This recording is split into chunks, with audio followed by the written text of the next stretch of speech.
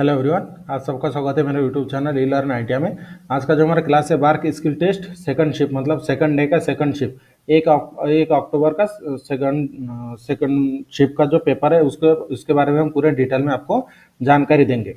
तो जैसे हमारा क्लास हम रेगुलर करवा रहे हैं, जो भी प्रैक्टिकल आपका हो रहा है स्किल टेस्ट का डेली वाइज हम आपको पूरा पेपर सॉल्व करके दे रहे हैं। BARC skill test 2024 fitter trade का। तो जो सबसे पहले यहाँ पर आप देख सकते हैं, जो हमारा जॉब आपका स्किल टेस्ट हो रहा है उसके लिए आपको 2.5 घंटे मिल रहा है और जो टोटल मार्क है 100 मार्क।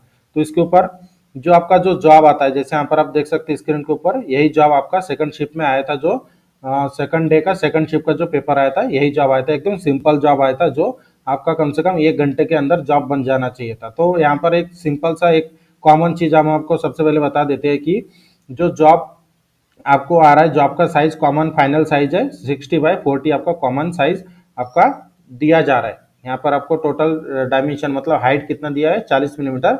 यहाँ पर मैं जब डायग्राम बना रहा था वो जल्दी जल्दी में यहाँ पर छूट गया, लेकिन जो आपकी फाइनल हाइट है 40 मिलीमीटर, ये 20 मिलीमीटर और यहाँ पे 20 मिलीमीटर, और जॉब का टोटल हाइट मतलब लेंथ है 60 मिलीमीटर और जॉब का थिकनेस आपको 6 मिलीमीटर बनता 6 मिलीमीटर वाला फ्लैट मिलता है, आपको बनाना होता है 5 मिलीमीटर। तो ये कॉमन साइज आपको हर एक शिफ्ट में मतलब जैसे 2 दिन में जो 4 शिफ्ट में जो 4 जॉब आया है तो सेम साइज आपका फाइनल साइज था 60/40, ये हमारा फाइनल साइज था। तो ये कॉमन साइज है जो आपको मिल रहा है। तो ये हो गया बेसिक जानकारी। उसके बाद जो जॉब आपका आया था एकदम सिंपल सा जॉब आया था, इसको सिर्फ आपको एक्यूरेट 0 डायमेंशन में बनाने की आवश्यकता है, क्योंकि जितना जॉब आपका सिंपल आएगा उतना आपका जो डायमेंशन है डायमेंशन के ऊपर ज्यादा ध्यान दिया जाएगा, क्योंकि ज्यादा चेक करने के लिए कुछ रहता नहीं है, इसलिए पूरा ध्यान आपका डायमेंशन के ऊपर होता है। ये मैं हर एक वीडियो में बोल रहा हूँ, क्योंकि जितना जॉब सिंपल आएगा उतना आपको डायमेंशन के ऊपर ज्यादा ध्यान देने की आवश्यकता है। भले आपके वो 2.5 घंटा मिल रहा है, अगर 2.5 घंटे के पहले बना रहे जॉब आप तो अच्छी बात है, लेकिन डायमेंशन के ऊपर ध्यान देकर जॉब को बनाए। तो जैसे सबसे पहले जो स्टेप होता है, जो आपको रॉ मटेरियल मिलेगा, रॉ मटेरियल जो मिलता है 5 मिलीमीटर एक्स्ट्रा मिलता है। जैसे 60 है तो 65 मिलेगा, 40 है तो 45 का मिलेगा। तो सबसे पहले ये जो सिंपल जॉब है, इस जॉब को बनाते समय सबसे पहले आप फाइनल जॉब का आउटर हाइट और लेंथ आप फाइनल कर सकते हैं, इसमें कोई इशू नहीं है। और अगर जॉब बनने के बाद आप करोगे तो भी कोई प्रॉब्लम नहीं है। मार्किंग करने के बाद आउटलाइन आपको एक पहले मार लेना था पंचिंग करके दोनों तरफ से, जो फाइनल साइज है उसके हिसाब से। उसके बाद जॉब बनने के बाद भी आप उसे कर सकते हो। 2 ऑप्शन इस जॉब में है। जैसे इसमें ज़्यादा टाइम नहीं लगेगा, इसलिए मैं बाद में भी बना सकते बोल रहा हूँ और पहले भी बना सकते हैं। अगर जॉब थोड़ा हार्ड रहता तो उसके उस समय आपको जॉब के कंडीशन पे डिपेंड करता है कि जॉब का फाइनल साइज आपको पहले बनाना है क्या बाद में। तो मान लीजिए आपने सबसे पहला जो स्टेप होता है हमारा डायग्राम को समझ लेना, तो इसमें समझने लायक उतना ज़्यादा कुछ है नहीं। तो डायरेक्टली आपको डायमेंशन के हिसाब से मार्किंग करना था। मार्किंग करने के पहले जो स्टेप आता है फिटर के जॉब का, फ्लैट वाले जॉब के ऊपर, सबसे पहले रॉ मटेरियल आपको दिया जाता है एक्सेस मतलब ज़्यादा लंबाई के साइज वाला। तो साइज आपको एक बार चेक कर ले, उसके बाद बेंच चॉइस में सेट करके सबसे पहले चारों साइड से 90 डिग्री में जॉब को बना ले। 90 डिग्री में जॉब को बनने के बाद एक साइड से सरफेस क्लीन करके आपको मार्किंग मीडिया लगा लेना है। मार्किंग मीडिया सूखने के बाद सबसे पहले मार्किंग करना है। मार्किंग करने के लिए इस जॉब के ऊपर आप मतलब कौन से भी जॉब, जो फिटर वाला जॉब है उसके ऊपर 2 ऑप्शन है मार्किंग करने के लिए। वर्नियर हाइट गेज से मार्किंग कर रहे हो या फिर स्टील रूल, दोनों तरफ से हम दोनों के सहायता से हम कर सकते हैं। जो आपको अच्छा लगता है वो आपको करना है, क्योंकि जो टूल्स इक्विपमेंट आपको दिया जा रहा है वो ग्रुप वाइज दिया जा रहा है। 10 या फिर 8 जन के ग्रुप में एक जो भी टूल इक्विपमेंट का एक मतलब ग्रुप में दिया जा रहा है, जो भी एक सेट होता है टूल्स इक्विपमेंट का एक सेट पूरा दिया जा रहा है ग्रुप के हिसाब से। तो उस समय आपको अगर हाइट गेज से करोगे तो भी मतलब इसमें तो ज़्यादा मार्किंग नहीं है, तो आप टाइम आप इसमें कवर कर लोगे। तो मान लीजिए सबसे पहले हमने मार्किंग कर लिया। अगर मार्किंग आपको नहीं पता है तो मार्किंग में एक बार फिर से बता देता हूँ। जैसे मान लीजिए जो आपको हमने 90 डिग्री में बनाने के बाद सेम इसी पोजीशन में हमने सरफेस गेज के ऊपर रखकर एंगल प्लेट के साथ सहारा देकर हमने इस तरह से रखे। उसके बाद आपको हाइट गेज पे सबसे पहले 10 मिलीमीटर माप सेट करके हॉरिजॉन्टल लाइन ड्रॉ करना है। उसके बाद 20 मिलीमीटर माप सेट करके हॉरिजॉन्टल लाइन ड्रॉ करना है। उसके बाद हाइट, टोटल हाइट हमारा 40 मिलीमीटर, उसे 40 मिलीमीटर रखकर एक लाइन ड्रॉ कर लेना। ये हो गया हमारा हॉरिजॉन्टल मार्किंग। उसके बाद वर्टिकल मार्किंग करोगे। वर्टिकल मार्किंग करते समय जॉब को आपको घुमाकर इस तरह से रखोगे। ये वाला मान लीजिए ये वाला साइज हमारा बेस हमने नीचे रखे है, तो सबसे पहला लाइन आएगा 15 मिलीमीटर का, उसके बाद आएगा 45 मिलीमीटर का, उसके बाद 60 मिलीमीटर का। और जब 45 मिलीमीटर आप मार्किंग करोगे उसके बाद आपको एक 50 मिलीमीटर का भी लाइन ड्रॉ करना है, क्योंकि ये हमें कट करना था। ये मार्किंग भी आपको करना है, मतलब 15, 45, 50 और 60, इस तरह से आपका जो मार्किंग आपको इस तरह से मार्किंग कर लेना। तो उसके बाद मार्किंग करने के बाद का स्टेप आपका इंपॉर्टेंट होता है। जॉब का डायग्राम सामने रखकर पेंसिल के सहायता से आपको जॉब का आकार इस तरह से डार्क कर लेना है। जो आपने मार्किंग किया है स्ट्रेट स्ट्रेट लाइन मार्किंग किया जाता है हाइट गेज के सहायता से, या फिर कोई भी मार्किंग हम करते हैं तो स्ट्रेट लाइन डायरेक्टली हम ड्रॉ करते हैं। उसके बाद जॉब का डायग्राम सामने रखकर आपको जो आकार आपको जॉब का साइज जो जॉब का आकार है उसी आकार को पेंसिल के सहायता से डार्क कर ले पंचिंग के पहले। उसके बाद आपका प्रोसेस आता है पंचिंग करना। तो जॉब को एनवेल के ऊपर रखकर डॉट पंच के सहायता से आपको हल्का हल्का पंचिंग कर लेना है। ध्यान में रखें पंचिंग ज्यादा दबाकर ना करें क्योंकि आपको बाद में उसे मिटाना भी होता है।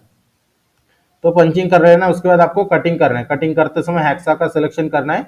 हेक्सा का सिलेक्शन मतलब हेक्सा में जब आप ब्लेड लगाओगे तो ब्लेड आपका फॉरवर्ड स्ट्रोक में होना चाहिए। ये बात ध्यान में रखकर ब्लेड को सेट करें।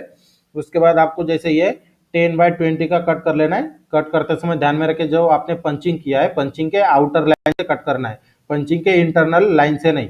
पंचिंग जो हमारा होता है वो गाइडलाइन हमें गाइड करता है कि यहाँ तक आपका जॉब का डायमेंशन है। तो जो पंचिंग लाइन आपका दिखना चाहिए कट होने के बाद, इस पोजीशन में रखकर जॉब को कट करें। उसके बाद ये जो बीच वाला है ये वाला मटेरियल निकालने के लिए आपको क्या करना था, मतलब मान लीजिए यहाँ पर आपको कट मटेरियल निकालना है हेक्सा के सहायता से। तो सबसे पहले आपको डायगोनल कट करना है इस कॉर्नर से इस कॉर्नर। उसके बाद सेकंड में इस कॉर्नर से इस कॉर्नर पे आप कट करोगे तो बीच ये जो एक्स्ट्रा मटेरियल निकल जाएगा। उसके बाद में बीच में एक इस तरह से एक वी शेप बचेगा, उसे आपको इस तरह से कट के साइड में कट कट लगाकर फिर से आपको कट करके मटेरियल को निकाल लेना है।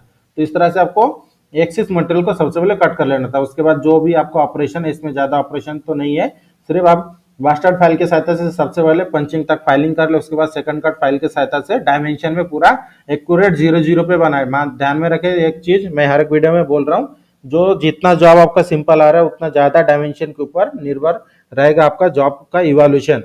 इसका भी अलग से वीडियो में बनाकर दे दूंगा समझा के कि जॉब जितना सिंपल होता है डायमेंशन की उतनी वैल्यू बढ़ जाती है। तो जो टॉलरेंस आपको दिया गया था टॉलरेंस था 0.04 मिलीमीटर। यहाँ पर 5 है तो 5 मत समझे, तो यहाँ पर था प्लस माइनस 0.04 मिलीमीटर था। तो जो जॉब आपका है तो 0 0 पे बनाने की कोशिश करें, जो पूरा डायमेंशन के ऊपर आपका 100 मार्क को डिवाइड किया जाता है। मैं हर एक वीडियो में बोल रहा हूँ, ये थोड़ा ध्यान में रखकर जॉब को बनाने की कोशिश करें।